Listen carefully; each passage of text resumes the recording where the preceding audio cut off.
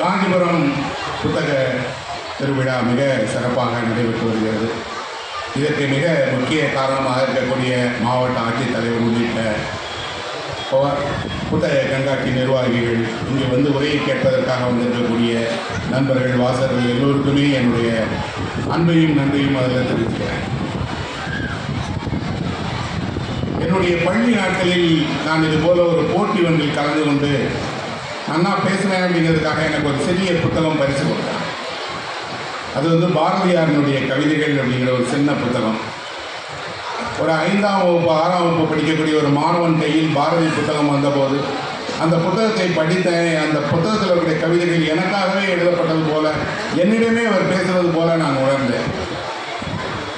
அந்த வயதில் பாரதியின் மீது, பாரதியினுடைய கவிதைகளின் மீது, பாரதி எழுதிய படைப்புகளின் மீது எனக்கு மிகப்பெரிய ஆசையும் தேடுதலும் வந்தது. பாரதியை பற்றி நிறைய படித்தேன். பாரதியாரை பார்த்தவர்கள் யாராவது இருப்பாங்களா, நேரில் பார்த்தவர்கள் யாராவது இருப்பாங்களா, பாரதியோடு பழகியவர்கள் யாராவது இருப்பாங்களா என்று தமிழ்நாட்டில் தேடி இருக்கிறேன். பாரதியார் காசியில் இருந்தார் என்பதற்காக காசிக்கு சென்று காசியில் பாரதியாருடைய இல்லம், பாரதியார் எந்த படித்துறைகளிலெல்லாம் உலவி இருப்பாரோ அங்கெல்லாம் பார்த்தேன். பாரதியாரை நேரில் பார்த்தது அவர்கள் 1-2 பேர் இருந்தாங்களே தவிர காலம் ஆயிடுச்சுங்கிறதுனால அவர்கள் இல்லை. ஆனால் பாரதியை ஒவ்வொரு முறை படிக்கும் போதும் நேரில் பார்ப்பதாக உள்ளது. பாரதியாரை, கம்பனை, மில்டனை, இன்னும் சொல்லப்போனால் தமிழினுடைய அத்தனை படைப்பாளிகளையுமே நாம் எங்கே பார்க்குறோம் அப்படின்னா நேரில் பார்க்கல, அவருடைய எழுத்தில் பார்க்குறோம். அவர்கள் எழுத்தில் வாழ்கிறார்கள். அவர்கள் எப்பவுமே எழுத்தில் உயிரோடு இருந்துகிட்டே இருக்காங்க. அவர்கள் காலம் வேணுமானால் மாறி இருந்திருக்கலாம்.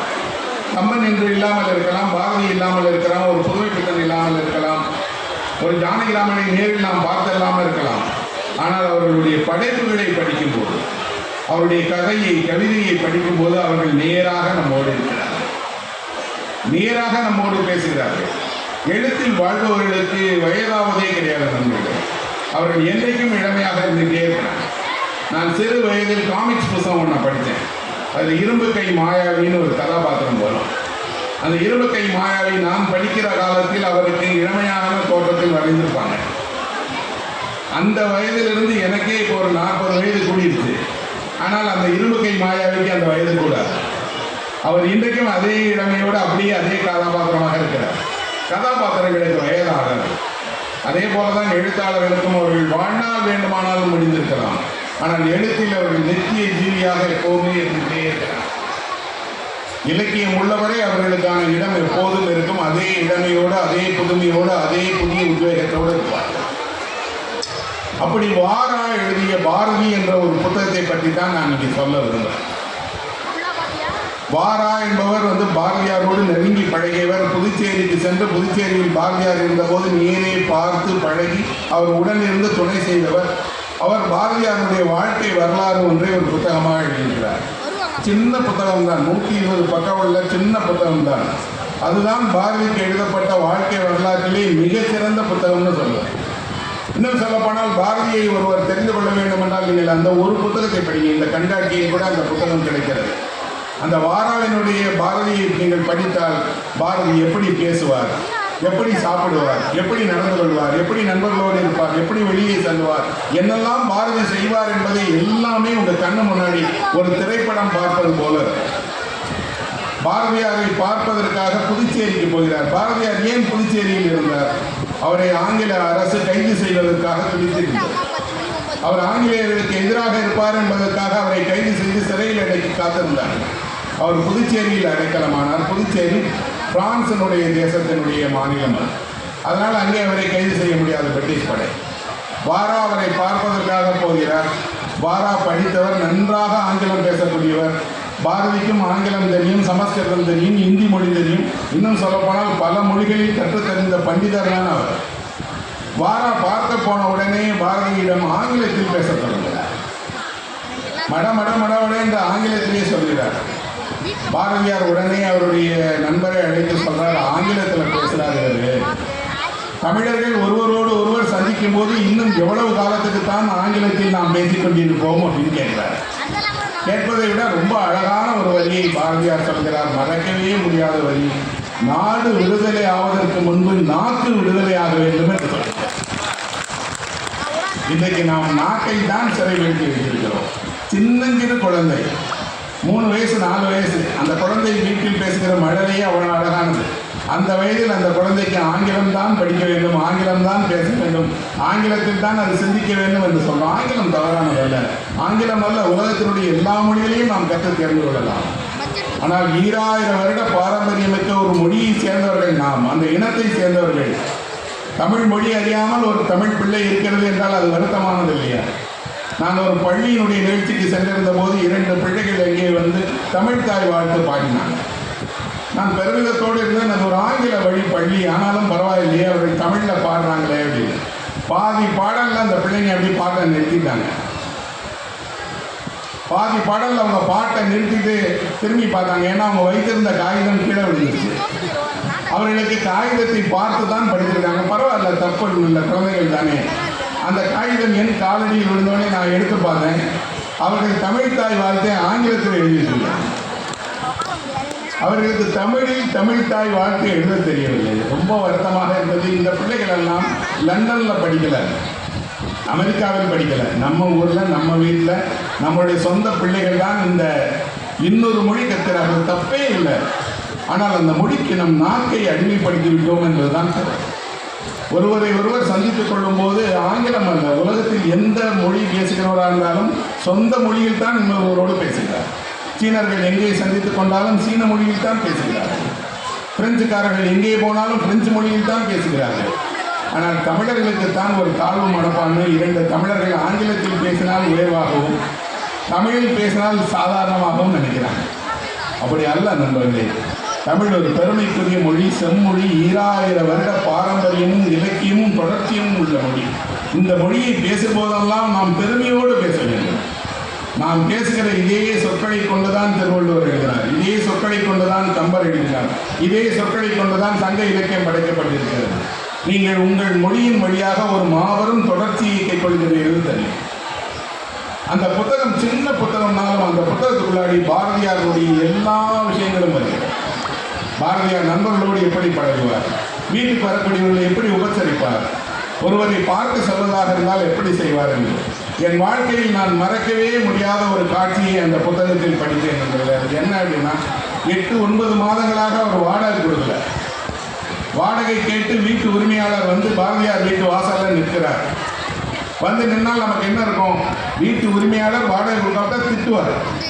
நீங்கள் ஏதாவது ஒரு சாக்க சொல்லி ஏதாவது ஒன்று சொல்லி இன்னும் 2 மாதத்தில் 1 மாதத்தில் கொடுத்துருவேன்னு சொல்லுவீங்க. ஆனால் இந்த புத்தகத்தில் ஒரு காட்சி வருகிறது. அந்த செட்டியார் பாரதியார் வீட்டுக்கு வருகிறார். பாரதியார் அவரை வந்த உடனே யாரோ ரொம்ப நாளுக்கு அப்புறம் விருந்தினர் வந்திருக்க போல வாங்க வாங்க வாங்கன்னு வரவேற்கிறார். வரவேற்ற உடனே இந்த செட்டியார் தயங்கி நின்றுட்டே கேட்குறாரு, எப்படி இருக்கிறீங்க? நல்லா இருக்கேன் செட்டியாரே, நீங்கள் எதுக்கு வந்திருக்கீங்கன்னு எனக்கு தெரியும், ஆனால் என்னிடம் தான் பணம் இல்லையே அப்படின்னு சிரிச்சுக்கிட்டே சொல்கிறார். அவர் சொல்கிறார், பரவாயில்ல கொடுக்குறப்ப கொடுங்க, ஆனால் நினைவூட்டணும் தானே. உடனே பாரதியார் சொல்கிறார், நான் ஒரு செக் எழுதித்தானேன், சுதந்திர இந்தியா வந்த பிறகு நீங்கள் அந்த அரசாங்கத்திடம் கொடுத்து மாற்றிக்கிறீங்களான்னு கேட்கிறார். எவ்வளவு ஒரு பெரிய கனவு பாருங்கள். எனக்கு இந்த அரசாங்கம் பணம் கொடுக்கும், என் வீட்டினுடைய கொடுக்க வேண்டிய வாடகையை சுதந்திர இந்தியா கொடுக்கும் என்று நம்புகிறார். அதை விட நான் அந்த அரசுக்கு ஒரு செக் எழுதித்தாரேன், அந்த செக்கை வச்சுக்கிறீங்களான்னா வீட்டு உரிமையாளர் கோபப்படலை. ஐயா கொடுங்க ஐயா, உங்கள் செக்கை போய் செல்லுபடி ஆகுங்கய்யா, சுதந்திர இந்தியாவாக இருந்தால் என்ன நான் வாங்கிக்கிறேன்னு வாங்கிக்கிறார். நீங்கள் என்றாவது எப்போது இப்படி ஒருவருக்கு நடந்து நீங்கள் பார்த்திருக்கிறீர்களா? பலர் இன்றைக்கு வீட்டு வாடகை தராமல் போனால் துரத்தப்பட்டிருக்கிறாங்க. இரவோடு இரவாக ஊரை காலை செய்து போயிருக்கிறார்கள். பலர் அவமானம் தாங்க முடியாமல் தற்கொலை செய்திருக்கிறார்கள். இவர் ஒரு கவிஞர், வறுமையில் இருக்கிறார், சுதந்திரத்திற்காக போராடுகிறார். ஆனால் இவர் நினைத்திருந்தால் அன்றைக்கு அவர் ஒரு மிகப்பெரிய பத்திரிகை ஆசிரியர், அறிவாளி, ஆங்கிலேயருக்கு துதிபாடி இருந்தால் அவருக்கு எல்லா பட்டமும் கிடைத்திருக்கும், அங்கீகாரம் கிடைத்திருக்கும். அப்படி இல்லையே. இந்த மனிதன் இந்த மொழிக்காகவும் இந்த நாட்டுக்காகவும் தானே பாடுபடுகிறார் என்று ஒரு வீட்டை வாடகைக்கு விட்ட செட்டியாருக்கு தெரியும். இவ்வளவு நடந்திருந்தால் கூட இது சாதாரண காட்சி. பாரதியார் அந்த செட்டியாரிடம் சொல்கிறார், செட்டியாரே வந்துட்டீங்க, ஒரு கதை சொல்றேன் கேட்குறீங்களா அப்படின்னு. வந்த செட்டியாரை ஒரு குழந்தையை போல அமர வைத்து இவர் கதை சொல்லுகிறார். ஒரு வழிப்பறி செய்யக்கூடிய ஒருவரை பற்றிய கதை அது. அந்த கதையை சொல்லிட்டு இருக்கும்போதே செட்டியாரிடம் கேட்கிறார், எடுத்த உடனே கதையில வழிப்பறியை சொல்லிடலாமா அல்லது கொஞ்சம் நேரம் ஆகுமா அப்படின்னு. உங்க விருப்பம் ஐயா, கதை சொல்றது நீங்க, கேட்கறது நான், நீங்க சொல்லுங்க. அவர் சொல்லுகிறார், அந்த கதையை கொஞ்சம் நீட்டி போய்கிட்டே வரும்போது இடையில் சொல்கிறார், 10 ரூபாய் காசு ஒருவனுக்கு தேவை என்பதற்காக அந்த 10 ரூபாய் பணத்தை அவரிடமிருந்து வழிப்பறி செய்தான் அப்படின்னு சொன்ன உடனே செட்டியார் சொல்றாரு, நீங்க என்ன கேட்க வந்தீங்கன்னு எனக்கு புரியுதுயா, உங்களுக்கு 10 ரூபாய் வேணும் தானே, நானே தருகிறேன் என்று அந்த வாடகை கேட்க வந்த செட்டியார் தன் கையில் இருந்து ஒரு 10 ரூபாயை பாரதியிடம் கொடுத்து வச்சுக்கோங்கன்னு சொல்றாரு. ஒரு குழந்தையை போல உள்ள மனது. ஒரு கவிஞனின் மனது என்றால் எப்படி இருக்கிறது? கடன் தான் கேட்கிறோம், ஆனால் நாம் அவர் முன்னாடி கை நீட்டி கடன் கேட்க முடியுமா? ஆனால் ஒரு கதை சொன்னால் என்ன இருக்கும்? ஒரு குழந்தையை போல அவர் மாறிடுவார். அதே நேரம் அவரை தவிர இவருக்கு உதவி செய்ய யாருமே இல்லை. இப்படி ஒரு குழந்தையிடம் கதை சொல்லுகிற ஒரு பாரதியை நீங்கள் வாராபுரத்தில் பார்க்கலாம். அவரும் அவருடைய நண்பர்களும் பேசிட்டு இருக்கும்போது ஒரு நண்பர் பாரதியாரிடம் கேட்கிறார், அந்த காலத்தில் திலகர் தான் இந்தியாவினுடைய மிகப்பெரிய தலைவர். அந்த திலகரை பற்றி இவர் ஒருமையில் சொல்லுகிறார், என்னையா அவன் திலக் என்ன செய்யறான் அப்படின்னு. பாரதியாருக்கு கோபம் வருகிறது, திலக் என்னையா திலக், திலகர் என்று மரியாதையாக சொல்ல மாட்டாயா? அவர் யார்? ஒரு தேசத்தினுடைய மிகப்பெரிய தலைவர். அவரை நீ ஒருமையில் பேசுகிற மாதிரியாக இருந்தால் உன்னுடைய நட்பே தேவையில்லை என்று அந்த நிமிடத்திலே வெளியே போன்னு சொல்றார். அப்ப நம்ம வாராவினுடைய புத்தகத்தில் பார்க்கக்கூடிய பாரதி என்பவர் எல்லா இடர்களுக்கு இடையில், எல்லா நெருக்கடிகளுக்கு இடையில், பின்னாடி தினமும் அவர் வெளியே போனால் பின்னாடி ரகசிய போலீஸ் தொடர்கிறார்கள். அவர் எங்கே போனாலும் கைது செய்கிற அபாயம் இருக்கிறது. அவர் என்ன செய்கிறார் தெரியுமா? தன்னை பின்தொடரக்கூடிய அந்த ரகசிய போலீஸாரை அழைத்து, சாப்பிட்டீங்களா, வீட்டில் வந்து ஒரு வாய் சாப்பிட்டு போங்க, என்ன பின்னாடி எதுக்கு போய் தொடர்றீங்க அப்படின்னு சொல்லி அவர்களை கூட சகோதரர்களைப் போல நட்போடு நடத்துகிறார் அவர். நாம் பாரதியுடைய கவிதைகளை படித்தால் அந்த பாரதியுடைய கவிதைகளில் வரக்கூடிய கோபம் தெரியும்.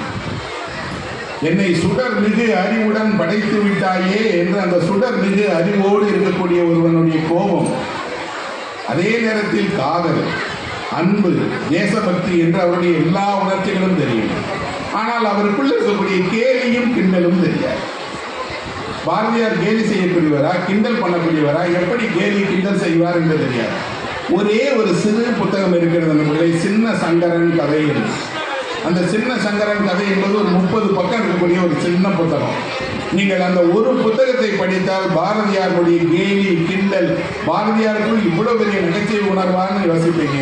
இன்னொன்று, அந்த புத்தகத்தை படிக்கும் போது நீங்கள் சிரிக்காமல், வாய்விட்டு சிரிக்காமல் படிக்கவே முடியாது.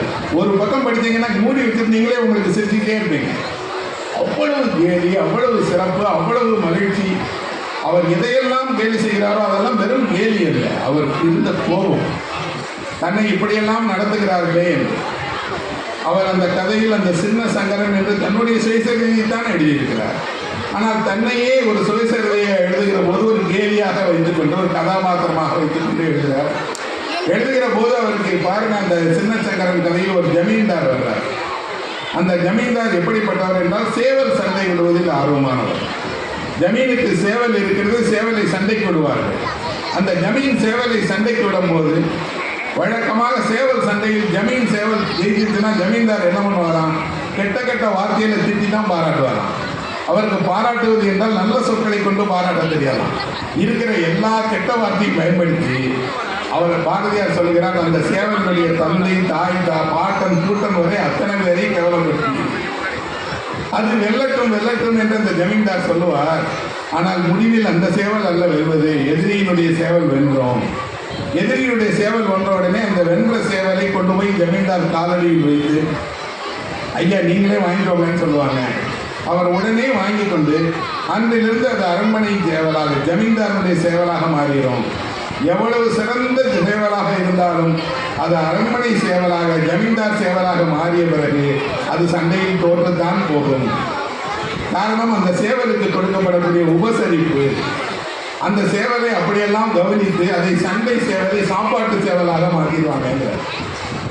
அதை விட அவங்க சாப்பிட்றதை பற்றி அந்த ஜமீன்தாருக்கு சொல்லுகிறார். மறக்கவே முடியாத ஒரு அழகான காட்சி அது. அந்த ஜமீன்தார் சொல்றார், நீங்கள் ஒருவர் சாப்பிடுவதாக இருந்தால் எவ்வளவு சாப்பிடுவீர்கள்னு கேட்கிறார். 8 கவளம் சாப்பிடுவீர்கள் அல்லது 9 கவளம் சாப்பிடுவீர்கள். ஒரு கவளம் என்றால் ஒரு கை நிறைய அள்ளி சாப்பிடுவது. இன்றைக்கு அப்படி சாப்பிடுவாங்கன்னு தெரியாது. இன்னைக்கு 2 இட்லி சாப்பிடக்கூடியவர்கள், சின்ன நம்ம ஹோட்டலில் போனால் ஒரு சின்ன கப்பலை கொடுக்கக்கூடிய சாதம் சாப்பிடக்கூடியவர்கள். அன்றைய மக்கள் ஒரு கவளம் என்றால் இவ்வளவு பெரிய கை, 8 கவளம் 9 கவளம் சாப்பிடுவாங்க. ஆனால் ஜமீன்தார் சொல்லுகிறார், 8 கவளம் 9 கவளம் எல்லாம் ஒரு மனுஷனுக்கு பத்தாதையா, வயிற்றினுடைய பசி அதிகம், 32 கவளம் சாப்பிடணும்னு சொல்றார். 32க்கு மேலேயும் போகக்கூடாது, 32க்கு குறைவும் போகக்கூடாது, 32 கவளம் ஒருவர் சாப்பிட வேண்டும். அப்படி சாப்பிட்டா எப்படி இருக்கும்? உடல் பருமனாகிவிடும், எப்பவும் ஒரு அசமந்தம் இருக்கும். இன்னும் சொல்லப்போனால் சுகம் காண்பதிலேயே வாழ்க்கையை வீணடித்திருவீங்க. இந்த சின்னச்சங்கரன் கதைக்குள் வெறுமனாக அவர் தன்னை பற்றி மட்டும் எழுதவில்லை, தன் காலகட்டத்தில் இருந்த வாழ்க்கை. அன்றைக்கு பாரதியாருடைய தந்தை இவரை வெளிநாட்டுக்கு அனுப்பி ஒரு கலெக்டர் ஆக்க வேண்டும் என்று கனவு கண்டது. தொழில்நுட்பங்கள் உருவானது. இன்னும் சொல்லப்போனால் அன்றைக்கு இதே ஜமீன்தார் மாலை ஆனால் ஐரோப்பிய உடை அணிந்து கொண்டு ஐரோப்பியனை போல வெளியே போகிறார் என்று அன்றைக்கு மக்களிடம் இருந்த மோகம் எல்லாத்தையும் சொல்லுகிறார். ஒரு மாணவன் அவன் பள்ளியில் படிக்கிற வயதில் அவன் அவசியம் தெரிந்து கொள்ள வேண்டிய, இன்னும் சொல்லப்போனால் யாராவது ஒருவருடைய வாழ்க்கையை முழுமையாக அவன் படித்தறிய வேண்டும் என்றால் அவர் பாரதியினுடைய வாழ்க்கையை படிக்க வேண்டும். ஏனென்றால் பாரதிக்கு சிறு வயதில் தாயை பறிகொடுத்த ஒரு பிள்ளை. தாயை பறிகொடுத்தவர்களுக்கு வாழ்நாளில் எது கிடைத்தாலும் தாயினும் அன்புக்கு நிகர் கிடைக்கவே கிடையாது. வாழ்நாளெல்லாம் அவர்கள் அந்த ஏக்கத்தோடையே இருப்பார்கள். எனக்கு பிறந்த சில வருடங்களிலேயே அன்னை இறந்து விட்டாரே, அந்த அன்பை உணரவே இல்லையே. அன்னையிடம் கிடைக்கக்கூடிய அன்புக்கு நிகராக ஒருவருக்கு வாழ்க்கையில் வேறு எந்த அன்பும் கிடைத்தே விடாது. பாரதிக்கு அது கிடைக்கல. அதனால் என்ன செய்வாராம், சின்ன குழந்தையிலிருந்து பாட்டி வரை யாரை சந்தித்தாலும் அம்மா என்று தான் அழைப்பாராம். ஒரு சின்ன குழந்தையை பார்த்ததுக்காக அந்த குழந்தைய பேர் சொல்ல மாட்டார். சின்ன குழந்தையும் அம்மா தான், பெரியவங்களும் அம்மா தான், பாட்டியும் அம்மா தான். எல்லாமே அம்மாவினுடைய வேறு வேறு வேறு வடிவங்கள். அந்த மனது ஒருவருக்கு இருந்தால் எப்படி இருக்கும் என்றால், அவரால் தான் பெண்மையை சக்தியாக, பெண்மையை தெய்வமாக, இன்னும் சொல்ல போனால் அன்னை வடிவமடா என்று சொல்ல முடியும். அப்போ அவர் மனதில் எப்போதும் ஒரு ஏக்கம் இருக்கிறது. அந்த ஏக்கம் அவருடைய எழுத்தில் மிக அழகாக வெளிப்படுகிறது. அவரை நீங்கள் படிக்க தொடங்கினால் தெரியும். காசிக்கு சென்று படித்த பாரதி எப்படி இருந்தார், சுதந்திர போராட்டத்தில் ஆவேசம் கொண்ட பாரதி எப்படி இருந்தார், இளமையினுடைய கனவுகள் கண்டு காதலுக்காக இருந்த பாரதி எப்படி இருக்கிறார். இந்த சின்னச்சங்கரன் கதையினுடைய ஒரு அத்தியாயத்தில் ஒரு காதல் காட்சி வருகிறது. ஒரு பெண்ணை பார்க்கிறார், காதலிக்கிறார். அதற்கு ஒரு வரிதான் எழுதியிருக்கார். ஒரு பெண்ணை ஒருவன் ஒரு முறை பார்த்து ஒரு தலையசைப்பை சந்தித்தால் மரணம் வரை அதை மறக்கவே முடியாது. ஒரு தலையசைப்பு, ஒரு பார்வை, ஒரு சனம்தான் நடக்கிறது. ஆனால் அவன் மரணம் வரை தொடர்கிற அது காதல். எவ்வளவு ஆழமாக அன்போடு அந்த காதல் உணர்வை சொல்லியிருக்கிறார். அப்படின்னா நாம் பாரதியாரை பார்க்க வேண்டும், பாரதியார் பேசுவதை கேட்க வேண்டும். பாரதி பாடுவதை, தன் குரலிலேயே பாரதி பாடுவதை பற்றி வாரா எழுதியிருக்கிறார். அதை கேட்கும் போதெல்லாம், அதை படிக்கும் போதெல்லாம் என்ன ஆசை வருகிறதுன்னா, இந்த மாதிரி பாட்டெல்லாம் பதிவு செய்யாமல் போய்விட்டார்களே, பாரதியினுடைய ஒரு பாடலை கூட நம்மால் கேட்க முடியவில்லையே. ஆனால் அன்றைக்கு பதிவு செய்யக்கூடிய தொழில்நுட்பம் கூட வந்துருக்கு, ஆனால் பதிவு செய்து வைத்தார். ஆனால் பாரதி எப்படி பாடுவார் என்று வாரா சொல்லுகிறார். நாமக்கல் கவிஞர் சொல்லுகிறார், பாரதி பாடுகிற போது பாரதியினுடைய பாடலுக்கு எவ்வளவு வீரியம் இருந்தது என்பதையும் அவர் அழகாக சொல்றார். அப்படின்னா நீங்கள் ஒரு பாரதி பாடி காண வேண்டும் என்றால் வாராவினுடைய புத்தகம் படிக்கணும். இந்த சின்ன சங்கரன் என்ற ஒரு புத்தகம் சின்ன அளவுக்கு தான் இருக்கு, ஆனால் அது முழுமையாக எழுதப்பட்ட புத்தகம். அந்த புத்தகத்தை யாரோ திருடிட்டு போயிட்டாங்க. வெளியாவதற்கு முன்பாகவே திருடிட்டு போயிட்டாங்க. 30 அத்தியாயங்கள் கொண்ட அந்த புத்தகத்தை யாரோ திருடி கொண்டு போய் பிரிட்டிஷ்காரன் கொடுத்தாங்க. பிரிட்டிஷ்காரன் அந்த புத்தகத்தை என்ன செய்தான் என்று இன்று வரை நமக்கு தெரியாது. பாரதியார் ஞானபானு என்ற ஒரு இதழில் கொஞ்சம் தான் வெளியிட்டார், ஒரு 5 அத்தியாயங்கள் தான் வெளியிட்டார். மித்தம் இருக்கக்கூடியதெல்லாம் என்னானது தெரியாது. ஏதேதோ தொலைந்த பொருட்களை எங்க போகலாம் பிரிட்டிஷ்காரர்கள் கொண்டு போனதையெல்லாம் என்று ஆராய்ச்சி செய்கிறோம்.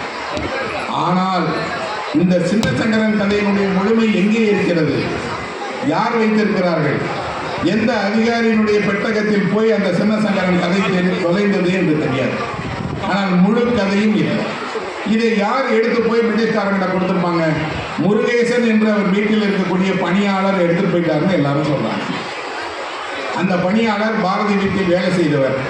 அவர் பாரதி எழுதி வைத்திருக்கக்கூடிய கையெழுத்து பிரதியை எடுத்து கொண்டு போய் சென்னையில் இருக்கக்கூடிய வெள்ளக்காரன்ட்ட கொடுத்துட்டார். எல்லோரும் அதை நம்புகிறார்கள். ஒருவர் மட்டும் அப்படி இருக்கவே இருக்காது, முருகேசன் ஒருபோதும் அப்படி செய்ய மாட்டான்னு சொல்றார். சொல்பவர் பாரதி. எல்லாரும் சொன்னாங்க, ஐயா அவனை காணோம், ஏன் 1 மாதம் ஆயிடுச்சு, வீட்டை விட்டு ஓடிட்டான், போகிற நேரம் புத்தகத்தை எடுத்துகிட்டு போய் கொடுத்துட்டான். அதற்கு பாரதி சொல்லுகிறார், ஒருவரை சொந்த வீட்டில் உள்ளவர்களே சந்தேகப்பட்டால் உலகம் சந்தேகப்படத்தான் செய்யும். சொந்த வீட்டில் உள்ளவர்கள் சந்தேகமே படக்கூடாது. நான் நம்புகிறேன் முருகேசன் நியாயமானவன், திருடன் அல்ல. 1 மாதம் கழித்து அந்த முருகேசன் திரும்பி வருகிறான். மெலிந்து உடல்நலமற்று போனவனை போல தோற்றத்தில் வரான். பாரதியாரை பார்த்தோன்னே வணங்குறான். என்ன முருகேசா எங்கப்பா போனேன்னு அவன் சொல்லுகிறான், 2 வெள்ளைக்காரர்கள் வந்து என்னிடம் வாப்பா உன்னை பக்கத்தில் இருக்க விழுப்புரம் வரைக்கும் கூட்டிகிட்டு போறேன்னு கூட்டிகிட்டு போய் என்னை கைது செய்து சென்னைக்கே கொண்டு போய் என்னை அடித்து துன்புறுத்தி பாரதியார் என்ன எழுதுகிறார், யாருக்கு எழுதுகிறார், என்ன வச்சிருக்காருன்னு கேட்டாங்க. எனக்கு தெரியாது, நான் அவர் வீட்டினுடைய பணியாளர், எனக்கு அதையெல்லாம் தெரியாதுன்னு சொன்னாங்க. 1 மாதம் அவர்கள் என்னை சிறையில் வைத்து இப்போதான் வெளியே விட்டாங்க. திரும்பி வருவதற்கு கட்டணம் கூட இல்லை, கட்டணத்தை கூட நான் இரவல் பெற்றுத்தான் வந்தேன் அப்படின்னு. இப்போ பாரதியார் சொல்றார், இவன் தான் திருடி இருப்பான்னு நீங்கள் எல்லாம் சொல்றீங்களா? அப்போதும் நண்பர்கள் சொல்லுகிறார்கள், அவன் சொல்வதில் ஒன்றுக்கொன்று முரணாக இருக்கிறது, அவன் திருடி இருக்கலாம் என்று. பாரதி சொல்லியிருக்கிறார், அவன் திருடி இருக்கிறானா இல்லையே என்று தெரியாது, ஆனால் அது வெள்ளைக்காரர் கைது சம்பவிச்சு. ஒரு வெள்ளைக்காரர்கள் ஒரு கவிஞனை எந்த அளவுக்கு பின்தொடர்ந்தார்கள், கவிஞனை எந்த அளவுக்கு கண்காணிப்பில் வைத்திருந்தார்கள், கைது செய்ய துடித்தார்கள். அவன் எழுதி வெளியாகாத புத்தகத்தை அவனுக்கு தெரியாமல் வீட்டில் புகுந்து திருடினார்கள் என்றால், இதை விட ஒரு கவிஞனை கண்டு ஒரு தேசம் அஞ்சி இருக்கிறது என்பதற்கு என்ன அடையாளம்?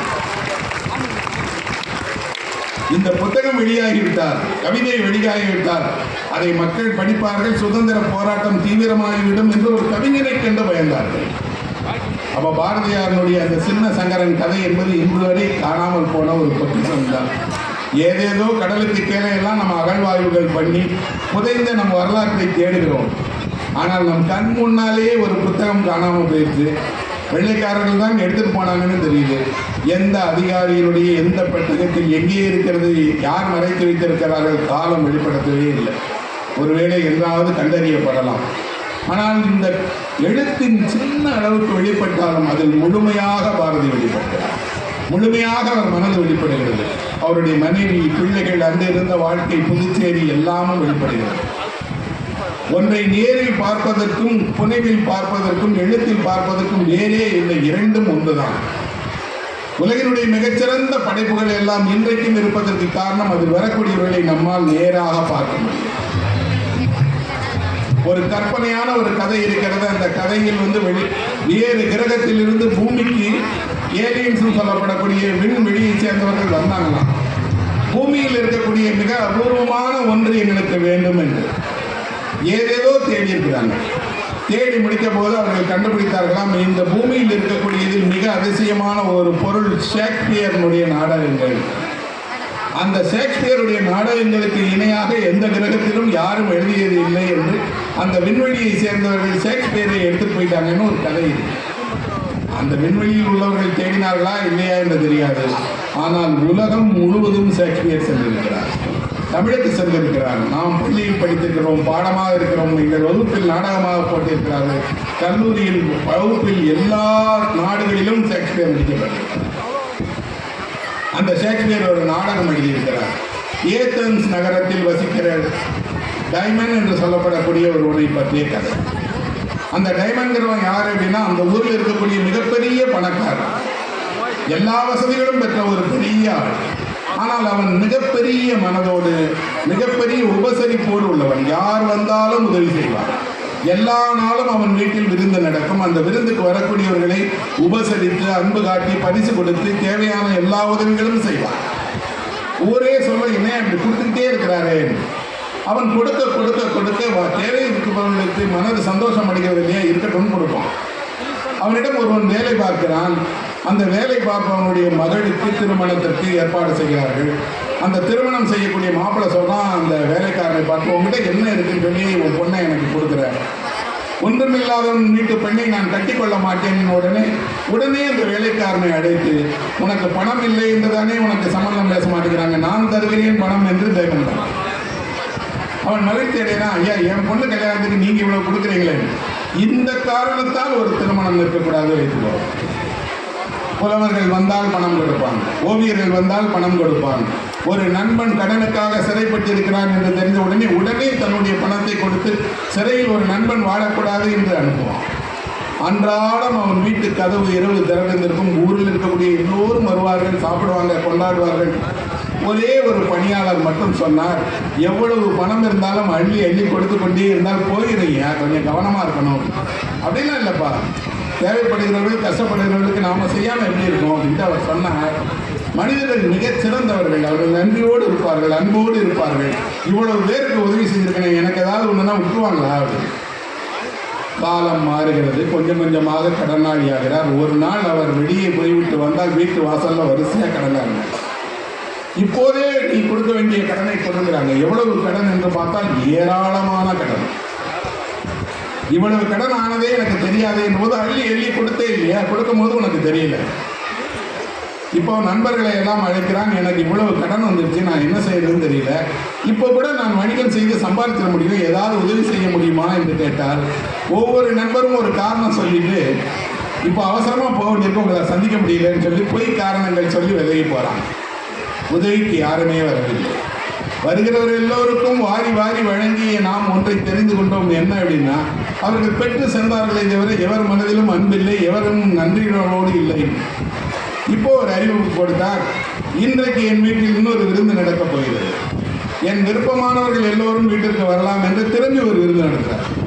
இப்போ எல்லாரும் சொல்றாங்க, இன்னும் கொஞ்சம் வச்சிருக்கான் போல இருக்கு, கடைசியா ஒரு தடவை போய் அதையும் அனுபவித்துலாம்னு எல்லாரும் வராங்க.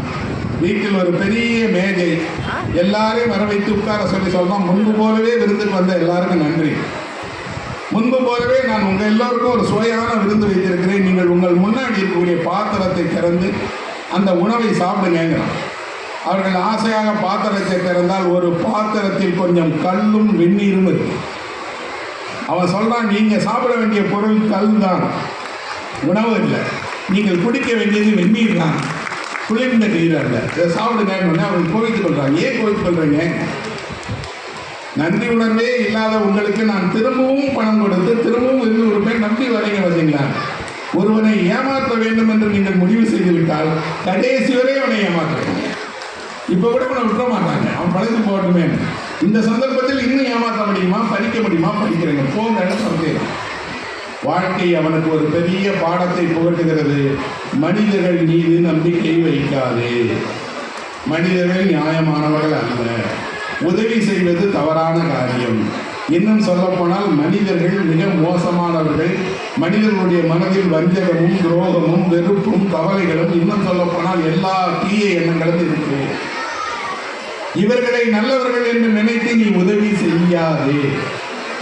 உடனே கடனுக்காக இருப்பதையெல்லாம் கொடுத்துட்டு நாட்டை விட்டு வெளியே போய் ஒரு குகையில் யாருமே இல்லாத இடத்துல வச்சுக்கிறான். இப்போ கொஞ்சம் கொஞ்சமாக அவனை மக்கள் மறந்துட்டாங்க. ஏன்னா கொடுப்பவரிடமிருந்து வாங்கியவர்கள் கொடுக்கிற கை நின்று போனால் அவ்வளவுதான், மறுநாள் அவரை மறந்துடுவாங்க. ஆனால் குகையில் இருக்கக்கூடிய இவன் திரும்ப திரும்ப செய்யலாம், எவ்வளவு செஞ்சோம், எவ்வளவு உதவிகள் பண்ணோம். இப்போ நம்மிடம் பணம் இல்லை என்பதால் நாம இருக்கிறோமா இல்லையான்னு கூட யாரும் முக்கியம் இல்லையே. தற்செயலாக இவன் குகையில் தோண்டுகிறான். குகையில் ஒரு பெரிய தங்க புதையல் கிடைக்கும். இப்ப இவனுக்கு குகையில் தங்க புதையல் கிடைத்த உடனே ஊர்ல தகவல் கிடைக்குது, பழையபடி டைமண்ட் வசதியா ஆயிட்டா, இப்ப நிறைய தங்கம் வந்திருக்காங்க. இப்போ பழைய நண்பர்கள் குகைக்கே தேடி வராங்க, வந்து சொல்றாங்க, ஊருக்கே வந்துருப்பா, நாங்களாம் உன் நண்பர்கள் இல்லையா, உனக்கு எல்லா வசதியும் செஞ்சு தரோம்ல, ஊருக்குள்ள வந்து எங்களோடு கூட பழையபடி நீ தானம் செய், பழையபடி விருந்து நடத்து சொல்றான். ஒருத்தருக்கும் ஒரு பைசா கூட தரமாட்டேன், நீங்கள் எல்லாம் போங்கன்னு சொல்லி எல்லா நண்பர்களையும் துரத்தி விட்டு திருடர்களை எல்லாம் வர வைக்கிறோம். திருடர்களிடம் சொல்லுகிறான், நான் உனக்கு பொண்ணும் பொருளும் தருகிறேன், இங்க இருக்கிற மக்கள் எல்லார் வீட்லையும் போய் திருடு, எல்லாரும் துன்பத்தை அனுபவிக்கட்டும், எல்லாரும் இல்லாமல் போகட்டும் அப்படின்னு திருடர்களுக்கு பணம் கொடுக்கிறாங்க. மோசக்காரர்களை அழைத்து மோசக்காரர்களுக்கு தங்கத்தை கொடுத்து சொல்றான், இந்த மக்களை என்ன சொல்லி வேண்டுமானாலும் ஏமாற்று, இவர்கள் தண்டிக்கப்பட வேண்டியவர்கள், இவர்களுக்கு நல்லது நடக்கக்கூடாது. இப்போ பக்கத்து நாடு வருகிறது, பக்கத்து நாட்டிலிருந்து ஒரு தலைவன் வரான். அவன் நினைக்கிறான், அவ்வளவு பெரிய டைமண்ட் அப்படிங்கக்கூடிய ஒருவனையே இன்றைக்கு காலம் இப்படி ஆக்கி வச்சிருச்சு, அந்த ஆட்சியை மாற்றி அந்த நாட்டை புதிதாக மாற்றி இவனை பழைய இடத்துக்கு கொண்டு போய் வைக்கணும்னு அவனே வந்து கேட்கிறான். கேட்கும்போது சொல்லுகிறான், அதெல்லாம் எதுவுமே மாறாது, எனக்கு இந்த மனிதர்கள் மீது இனி நம்பிக்கை வராது, நான் ஒரு முறை பார்த்து எல்லாம் செஞ்சு முடிச்சுட்டேன், இனி நடக்காது, இனி கிடையாது. ஆனால் இந்த தங்கம் இவரிடம் இருக்கும் வரை மக்கள் என்ன நினைக்கிறாங்கன்னா, என்னையாவது திரும்பி கூப்பிடுவான், நம்ம கொடுத்துருவான். ஆளுக்காக வந்துட்டே இருக்கிறான். அவன் யாரையும் சந்திக்கவில்லை, எந்த திரும்பி வருகிற எண்ணமும் இல்லை, இருக்கிறவை எல்லாவற்றையும் மோசமான விஷயங்களுக்கே கொடுத்து கடைசியாக ஒரு நாள் அவன் இறந்து போய் குகையில் கிடைந்தான். அவனுக்கு வெளியே ஒரு சின்ன அவனோட ஒரு கல்லறையில் வைக்கக்கூடிய வாசகம் எழுதி வைக்கப்பட்டிருந்தது. அது என்ன அப்படின்னா, நான் யார், என்னுடைய பெயர் என்ன என்பது முக்கியம் இல்லை, ஆனால் நான் ஏமாற்றப்பட்ட ஒரு மனிதன். ஏமாற்றப்பட்ட மனிதன் சொல்கிறேன், இந்த மனிதர்களை துரத்துங்கள், இவர்கள் நல்லவர்கள். 1613 வருடம் இந்த புத்தகம் எழுதப்பட்ட நாடகம். இன்னைக்கு என்ன வருடம்? 2025 இந்த கதையை நான் உங்களுக்கு சொல்றேன்.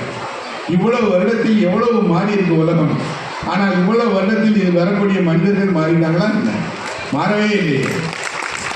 இதில் வரக்கூடிய டைமண்டும் இன்று இருக்கிறார், இதில் வரக்கூடிய உறிஞ்சி வாழக்கூடிய மனிதர்களும் இருக்கிறார்கள். ஷேக்ஸ்பியர் ஏன் 500 ஆண்டு காலத்துக்கு அப்புறமும் அவருடைய மொழி கடந்து எங்கோ ஒரு மொழியில் எங்கோ ஒரு மேடையில் யாரோ ஒருவர் சொன்னால் கூட மக்கள் மனதில் போய் சேருகிறார் என்றால் அவர் வாழ்க்கையை பற்றிய உண்மையை சொல்லுகிறார். இதில் ஒரு படிப்பினை இருக்கிறது. என்ன என்றால், நீங்கள் ஒரு முறை ஏமாற்றப்பட்டு விட்டீர்கள் என்றால், நல்லது செய்து உங்களுக்கு தீவினை திரும்ப வந்துவிட்டது என்றால் நீங்கள் திரும்ப செய்ய தயங்குவீர்கள். இன்னொரு முறை நல்லதே செய்ய வேண்டாம் என்று நினைப்பீர்கள். போதும் என்ற அளவுக்கு கொடுத்துட்டோமே, இதுக்கப்புறம் நம்மளை உறிஞ்ச பார்க்கிறீர்களே என்று உங்கள் சமூகத்தின் மீது கோபம் வரும், எல்லா மனிதர்கள் மீதும் வெறுப்பு வரும். இன்றைக்கு அந்த வெறுப்பு மிக அதிகமாக வந்துருச்சு. நமக்கு யார் என்றே தெரியாத ஒருவரை நாம் வெறுக்கிறோம். யாரோ டிவியில் வர்றாங்க, இவெல்லாம் விளங்கக்கூடாதுன்னு வெளியே சொல்றோம். யாரோ வெற்றி பெறுகிறார்கள், இவன் ஏன் வெற்றி பெறான்னு நினைக்கிறோம். அப்போ மனித மனதில் அன்பின் இடம் சின்னதாகிட்டே போய் வெறுப்பு, கசப்பு, மோசம், துரோகம் இதனுடைய எண்ணமெல்லாம். இலக்கியம் என்ன செய்யும் என்றால், இலக்கியம் உங்களை திரும்ப நன்மையின் பக்கம் அழைத்து போகும். உங்களுக்குள் ஒரு டைமண்ட் இருக்கிறார் என்பதை கற்றுத்தரும். எல்லாவற்றையும் தாண்டி மனிதர்கள் வெறுக்கத்தக்கவர்கள் அல்ல. யாரோ சிலர் சந்தர்ப்பவசத்தால் இப்படி நடந்து கொள்கிறார்களே தவிர மனிதனுடைய கை எப்போதும் கொடுக்க நீளக்கூடிய கைதான் என்பதை திரும்ப திரும்ப வலியுறுத்திட்டே. நான் சொன்ன கதை ஷேக்ஸ்பியருடைய கதை. இன்னொரு கதையை சொல்கிறேன். அதை எழுதினவர் மாக்சிம் கார்கி என்று ரஷ்ய இலக்கியத்தினுடைய மிக முக்கியமான ஒரு எழுத்தாளர். ஒரு சின்ன பெண்ணை பற்றி எழுதியிருக்கிறார். கதையினுடைய தலைப்பை சின்னஞ்சிறு பெண் அப்படிங்கிறது. அந்த பொண்ணுக்கு என்ன வயசு இருக்குமா? 17 வயசான். ஆனால் பார்த்தா 10 வயசு மாதிரி இருப்பாள். அவ்வளவு சின்ன பொண்ணு. துடுக்குத்தனமாக ஓடி ஆடி விளையாடி எல்லா வேலைகளையும் தானாக இழுத்து போட்டு செய்கிற பொண்ணு. இந்த கதை எப்படி ஆரம்பிக்கும் என்றால், 1000 மைல் தூரம் நடந்து போகிற ஒரு மிகப்பெரிய புனித யாத்திரை. 1000 மைல் கப்பால். இங்கிருந்து சொல்றதா இமயமலைக்கு போறதுன்னு வச்சுக்கோங்க. இங்கிருந்து ஒருவர் நடந்தே இமயமலைக்கு போகிறாருன்னா எவ்வளவு பெரிய தூரம். அதுபோல அவ்வளவு நீண்ட பாத யாத்திரை. ஒரு தாத்தாவும் பாட்டியும் கையில் கோலை ஊன்றி கொண்டு இந்த 1000 மைலும் நடக்கிறாங்க. அவர்களுக்கு கால் வலி தெரியல. ஒவ்வொரு இடத்திலும் கிடைத்த இடத்தில் சாப்பிட்டு கிடைத்த இடத்தில் உறங்கிட்டு வர்றாங்க. அந்த பிரார்த்தனைக்கான இடத்தை நெருங்குகிற நேரத்தில் ஒருவர் கேட்கிறார், தாத்தாவும் பாட்டியும் இவ்வளவு கால்நடையா நடந்து வர்றீங்களா? அப்படி என்ன பிரார்த்தனை? எதற்காக இப்படி உங்களை வருத்தி கொண்டு நீங்கள் நடந்து வர்றீங்க? கொஞ்ச தூரமா 1000 மைல் நடந்து வர்றதுன்னா உங்களுக்கு எவ்வளவு பெரிய மன வலிமை வேணும்னு கேட்கும்போது அவங்க சொல்றாங்க, நாங்க அந்த ஒரு பாப்பாவுக்காக தான் வரோம், ஒரு சின்ன பொண்ணுக்காக தான் வரணும்னே அவர் நினைத்துக் கொள்கிறார். அவருடைய சொந்த மகளுக்கு ஏதோ வேண்டுதல் போல இருக்கிறது. யார் அவள்னு கேட்கிறாங்க. அந்த தாத்தா சொல்கிறார், ஒரு கொஞ்சம் வருஷம் இருக்கும்பா, அதுக்கு முன்னாடி திடீர்னு ஒரு நாள் அரசாங்கம் யாரோ ஒரு சிறுமியை அவளுக்கு ஆதரவே இல்லை என்று எங்கள் ஊர்ல கொண்டு வந்து விட்டாங்க. விட்டதோடு அவர்கள் சொன்னாங்க, ஒரு விவசாயி யாராவது கூட வச்சு சாப்பாடு போடுங்கப்பான்னு எங்கள் கிராமத்தில் விட்டு போயிட்டாங்க. விவசாயிகளுக்கு ஒரு பெரிய மனது உண்டு. என்னன்னா, யாரா இருந்தாலும் பரவாயில்ல, நம்ம பிள்ளைங்களுக்கு சாப்பாடு போடுவோம், ஏன்னா ஒரு வாய் தானே என்று அவளை போட்டோம். அவள் வந்தபோது ஒரு பஞ்சை பராரியாய் வறிய பெண்ணாய் எந்த உணவும் சாப்பிடாத பொண்ணா இருந்தா. ஒரு 4-5 நாள் வீட்டில் சாப்பிட்டு தூங்கி எழுந்த உடனே அந்த பொண்ணு ஒரு சிட்டுக்குருவி போல பறந்து ஓடி ஆடி விளையாட ஆரம்பித்ததோட தாத்தா பாட்டியாக இருந்த எங்களையும் விளையாட்டு தோழர்களாக மாற்றி ஓட விட்டார். நாங்கள் அவளை பிடிப்பதற்காக வயலில் ஓடினோம். அவள் அன்றாடம் எங்கள் வீட்டில் இருக்கக்கூடிய எல்லா பணிகளையும் செய்தாள். நம்பவே மாட்டேங்கன்னு அந்த பாட்டி சொல்கிறாங்க. நான் என் வயதில் செய்கிற அத்தனை வேலையை அவள் தன்னுடைய 15 வயசில் செய்தாள். அவ்வளவு பாத்திரங்களை துளைக்கினாள், வீட்டை அழகாக வைத்தாள், பொருட்களை எல்லாம் வச்சாள். எல்லாவற்றையும் தாண்டி வீட்டை ஒளிர வைத்தாள், விளக்குகள் ஏற்றி ஒளிர வைத்தாள். அது மட்டுமல்ல, எல்லா வீட்டுக்கும் போய் எல்லா வீட்டு வேலைகளையும் பார்த்து எல்லாருக்கும் பிடித்த பொண்ணா இருந்தாள். அவள் வெளியே வந்தால் மகிழ்ச்சி வெளியே வருகிறது என்று எல்லோரும் ஓடி போய் நிற்போம். பாடுவாள், ஆடுவாள், விளையாடுவாள், எல்லா சந்தோஷத்தையும் எல்லாரும் கொடுப்பாள். ஊரே ஒரு சிறுமி வந்ததால் அந்த சிறுமியினுடைய சந்தோஷத்தால் மகிழ்ச்சி அடைஞ்சோம். ஒவ்வொரு நாளும் அந்த தாத்தா பாட்டி இரவு வேலையெல்லாம் முடித்த பின்னாடி இந்த பொண்ணு போய் அவளுக்கு கால் அமைக்கி விடுவாள். அமைக்கி விட்டு அவர்களிடம் சொல்வா, தாத்தா ஏதாவது ஒரு கதை சொல்லு தாத்தா அப்படின்னு. இந்த தாத்தா கேட்பார், கதையெல்லாம் விட்டு மகளே, நீ யார், எதற்காக எங்கள் ஊருக்கு வந்த, உனக்கென்று உறவினர்களே இல்லையே என்று கேட்டால் அவள் கண்ணீர் மட்டும் விடுவாள். என்னை பற்றி எதுவும் கேட்காத தாத்தா, எனக்கு எதுவும் இல்லை. அவள் அழக்கூடாது என்பதற்காகவே பாட்டி அதை கேட்கவே மாட்டாள். இவ்வளவு சந்தோஷமாக இவ்வளவு மகிழ்ச்சியாக இந்த பொண்ணுக்கு ஒரு பழக்கம் இருக்கிறது. யாருக்கு அந்த ஊரில் உடல்நலம் இல்லை என்றாலும் ஓடி போய் அவர்கள் பக்கத்தில் உட்கார்ந்து இரவெல்லாம் விசிறிவிடுவார். இரவெல்லாம் அவர்களுக்கு மருத்துவம் செய்வார். பக்கத்திலேயே இருந்து அவர்களுடைய சொந்த தந்தையை, தாயை, சகோதரனை பேணுவதை போல பேணுவார். நோயாளியின் பக்கத்தில் இருந்தால் நோய் வந்துடுங்கிற பயப்பட இல்லை. ஆனால் நோய் வந்துடுது. ஒரு விஷ ஜுரம் அவளுக்கு வந்துடுது. விஷ ஜுரம் வந்தபோது அந்த ஊரே வந்து அந்த சிறுமியினுடைய பக்கத்தில் நின்று ஏதாவது வைத்தியம் பண்ணி இந்த குழந்தையை நல்லாக்கிற முடியாதான்னு சொல்ல